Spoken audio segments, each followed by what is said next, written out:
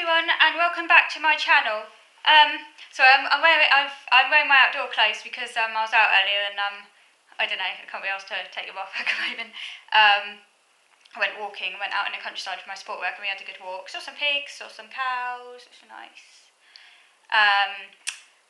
So in today's video, I wanted to kind of reflect back. Firstly, I wanted to reflect back on the year 2019, and here's my 2019 journal, which I got from the works. I've now got one for 2020. It's basically a week to view diary journal, and it was my New Year's resolution of 2019 to keep on to consistently fill in the diary, because I kind of got out of a habit, and I have to say I was generally successful. Pretty much every day I did fill it in. Sometimes I lapsed a little bit, but I did fill it in pretty much all the time. And at the back, what I did, and I'm doing the same for 2020, is I actually kept a list, because I love lists. Who doesn't like lists? Tell me. Anyone doesn't like lists? I love lists. Do you like lists? If you don't like lists, I don't know. What's up? Lists are just so fun. I just love lists. I like lists. I just love lists. So yes, I kept a list of all the books I read. Where did I get it? It's the back here. And it was quite a long, because it's quite nice to be able to, where did I write it? Where did I put it? Here they are. Yes. Books I've read in the order I've read them. Because it's quite nice to look back and see all the books you've read in a year. And you might remember me saying that another one of my New Year's resolutions in 2019 was to try and read more fiction, because I've always, generally speaking, read more fact than fiction. I think it's something to do with being autistic. My mum used to say it was. My mum said it was to do with being autistic, so I'll go with what my mum said. She tended to speak wisdom. She said that she thought it was because I was autistic. That was the reason why. I generally preferred sort of like fact to fiction, and I was more into fact generally. I mean, I did read fiction as a kid. I did, and there was some fiction that I enjoyed. As I mentioned, I was really into Mallory Towers and things like that. So there was some fiction I read, but generally I've always found it quite hard to comprehend fiction. But as I've got older, I've actually become more interested in fiction, and I've actually discovered I actually do enjoy it quite a lot. And I think also because my comprehension is a lot better than it was when I was a kid. And also because I use Spark Notes on the internet and commentaries that really help me understand it. Of course, I need to know what's happening, so I always read the reviews and everything. But I have discovered that actually I do enjoy reading fiction, and I've also been trying to encourage myself to read outside of my comfort zone, because that's, I do like to challenge myself, because with autism it's so easy to get caught in a rut and to get quite kind of like fixated on things. But I don't like the autism to win, so I'm always trying to kind of like break the mould and try to force myself to kind of not let the autism control me, if you know what I mean, to kind of like broaden out a little bit. And part of that is to try and read more fiction, and also to read books that I might not otherwise necessarily read. Maybe that's slightly outside of my immediate interest zone, because again, I have a tendency to get very obsessed with things, to get very narrowly focused on things, but I am actively trying at the same time to kind of broaden out a little bit more. I can only do it so far, but I mean, as long as what I'm reading is still, generally speaking, has some connection to what I'm already interested in, like, philosophy, or, obviously anything to do with that sort of thing, or food, or nutrition, or obviously I'm interested in reading about autism, obviously, because, I'm autistic and I'm interested in finding out about it and stuff like that. But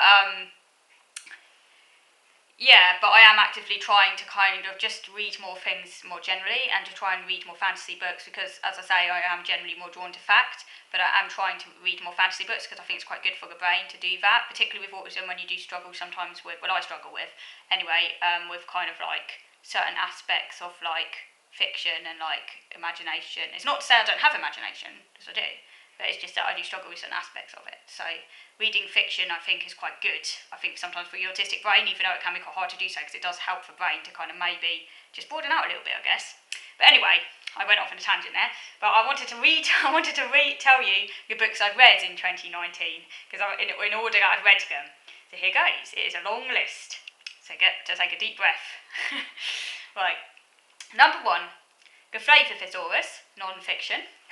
Number 2, The Discovery of Slowness by Sten Nadolny. You might remember that I did review some of these books, so I actually did review your Discovery of Slowness in one of my videos.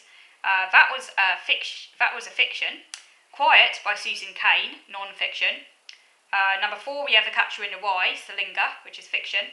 Number 5, In Praise of Slowness by Carla Norway, non-fiction. Number 6 was Kierkegaard, A Short Introduction. Number 7, In Praise of Wasting Time, non-fiction by Alan Whiteman. Number 8, When Marnie Was There, fiction, Kidlit. Number 9, Man's Search for Meaning by Viktor Frankl, which was non-fiction.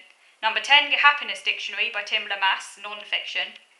Number 11, Flamingo Boy, fiction by Michael Moore Purgo, which was Kidlit, and that was also connected to autism, which made it particularly interesting for me.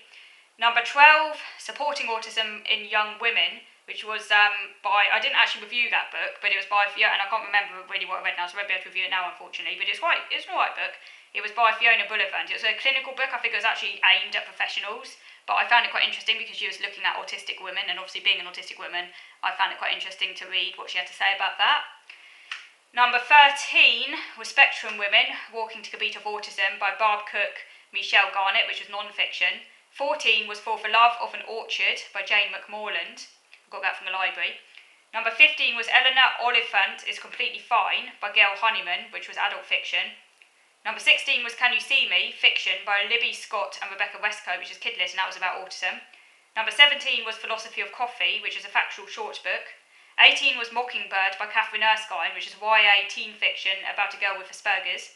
Number 19 was To Kill a Mockingbird, which is adult fiction by Harper Lee, and I actually got inspired to read that book after reading Mockingbird by Catherine Erskine.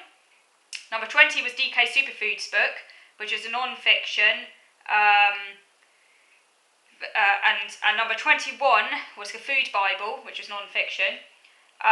Number 20, yeah, that's 20, 21, yeah, that's right, 21, and 21, yeah. Number 22 was The Trial by Kafka, fiction. Number 23 was Autism, Anxiety and Me, non-fiction, Diary in Even Numbers by Emma Louise Bridge. Number 24 was The Castle by Kafka, fiction. Number 25 was I read a DK psychology book, because I am quite interested in psychology. I think, I've never studied it, but I am quite interested in it. I think just because I don't know, because I am different, because I'm autistic, maybe. I don't know if maybe that's why I got into it. I don't know, I do find it quite interesting, because I like to find out like how normal people... just how people work, and it's one way of finding out about it is to read psychology books. The same with philosophy. So that. Number 26, Metamorphosis, Kafka fiction. Number 27, Bungalows, Shire Library, because I now live in a bungalow, so I wanted to find out about bungalows. Number 28 was The 1930s Home, Shire Library. Number 29 was In a Penal Colony, a short story by Kafka fiction. Number 30 was The Judgment, a short story by Kafka fiction. Number 31 was A Letter to My Father, Kafka. Number 32 was The Cottage Garden, Shire Library. Number 33 was Kafka, A Very Short Introduction. Number 34 was How to Raise a Happy Autistic Child by Jesse Hewitson. Number 35 was a book about Sisu, Finnish Resilience. Number 36 was a DK Sociology book, Big Ideas. Number 37 was A Nice Cup of Tea and a Sit Down, which I'm going to review in a moment, by Nicey and Wifey. Number 38 was Greta Thunberg's little book. Greta Thunberg, as you may well probably are aware, because she's been a lot in the news lately, is this really inspirational young autistic woman who's been doing a lot on climate change, and I just think she's absolutely amazing. She's had a lot of hate mail directed at her, often from how can I say that word? That's the right word, isn't it? Chauvinistic. Yes, often from chauvinistic men who, for whatever reason, have just got a problem with her. I don't know why. She's doing amazing work. For goodness sake, I don't get it. I don't get why people don't like her, personally. But yeah, she's a really amazing person, so I've read her book. 39 is North, How to Live Scandinavian by Bronte Orwell. 40 is Mythology in Bite-Sized Chunks, which is Primer, and I didn't actually write down the author's name, I should have done. And I also half read What Would Boudica Do, which was a book about feminism and various inspirational sort of women. And I didn't finish that book. It was okay, but I kind of got a little... I mean, it has some interesting stuff in there, but I think I got a little bit bored of it halfway through, so I stopped that one. Okay, so a grand total then, I think that comes to about... How many books was that? About 41 books, I think, I read last year, so that's not bad, bearing in mind I am a slow reader. It's not bad. And, as you can see, you know, a range of different books there, and quite some fiction. Admittedly, quite a lot of it was kid lit, but, you know, at least I am reading fiction, so I did fulfil, you know, I did read a lot of Kafka as well, so not just kid stuff, some quite hardcore stuff as well, so I feel I know quite a lot about Kafka now, you know, so I did read some of the classics as well, and broadened myself there. So yeah, it wasn't bad on a reading level. Okay, so I also at some point maybe would quite like to read to you some of my old diary entries, but I'm not going to have time to do that in this video, so I might do that next time. So I'm now going to move on to video number 2 now, because I like to review a book I've been reading lately. So moving on to video number 2 now.